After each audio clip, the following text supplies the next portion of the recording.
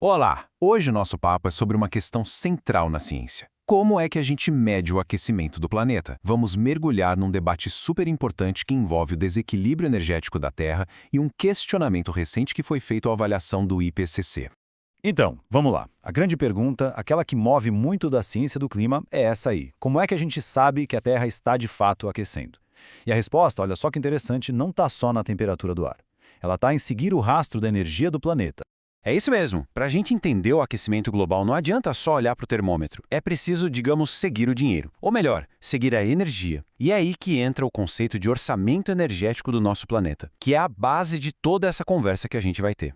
O nome técnico para isso é Desequilíbrio Energético da Terra, ou EEI, na sigla em inglês. É bem simples, na verdade. É só a diferença entre a quantidade de energia que o nosso planeta absorve do Sol e a quantidade de energia que ele manda de volta para o espaço. Pensa assim, ó. É como se o nosso planeta tivesse uma conta bancária cósmica. A energia do Sol são os depósitos entrando. A energia que a Terra reflete de volta são as retiradas. Agora, o que acontece se entra mais dinheiro do que sai? A conta fica no azul, certo? Com saldo positivo. No caso da Terra, esse saldo positivo de energia significa uma coisa: aquecer. É uma analogia simples, né? Mas super poderosa para entender a coisa toda. Tá, legal. Mas aí vem a pergunta, como é que os cientistas fazem essa conta? Como eles calculam esse orçamento? A resposta em grande parte está escondida no fundo do mar. Ou melhor, na temperatura dos nossos oceanos.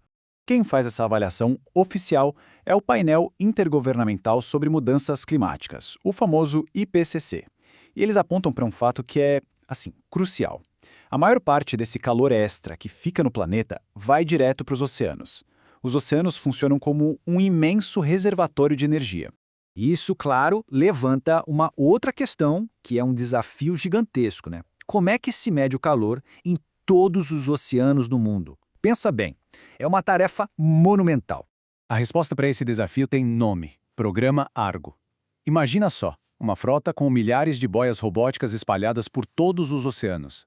Elas ficam à deriva, mergulham sozinhas, medem temperatura, salinidade e depois sobem para mandar os dados. Hoje, elas são a principal ferramenta que a gente tem para estimar o que se chama de conteúdo de calor oceânico global.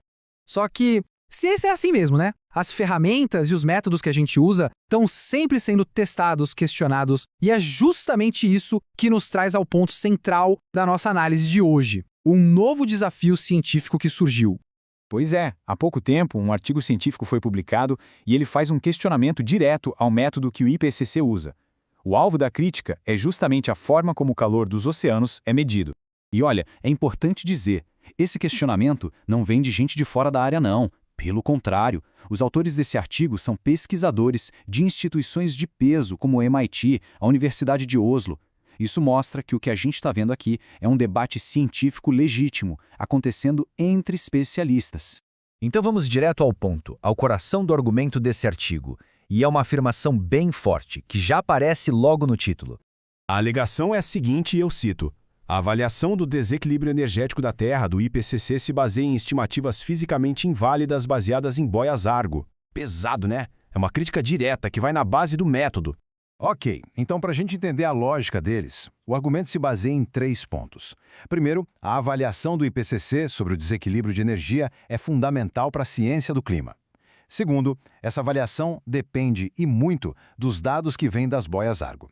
E terceiro ponto-chave, segundo os autores, as estimativas feitas com base nessas boias seriam fisicamente inválidas. Ou seja, eles estão questionando a fundação de todo esse cálculo. Para ficar ainda mais claro, vamos colocar as duas visões, uma do lado da outra. Assim a gente vê exatamente onde o conflito acontece. É aqui que está o ponto central da discordância. De um lado, a visão já estabelecida, a do IPCC. As boias Argo são uma fonte confiável de dados.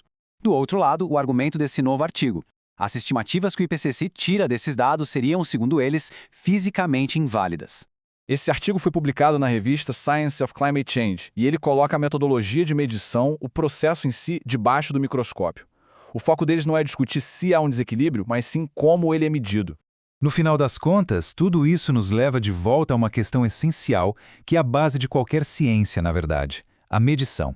Então, só para deixar bem claro, os autores deste artigo não estão debatendo o conceito do desequilíbrio energético. O que eles estão questionando é a validade da principal ferramenta que a gente usa para medir esse desequilíbrio. Isso deixa a gente com uma pergunta bem profunda para pensar, né? Se a nossa principal ferramenta de medição é colocada em xeque, como é que a gente deve interpretar os dados que ela nos dá sobre o nosso planeta? É exatamente esse tipo de pergunta que faz a ciência avançar.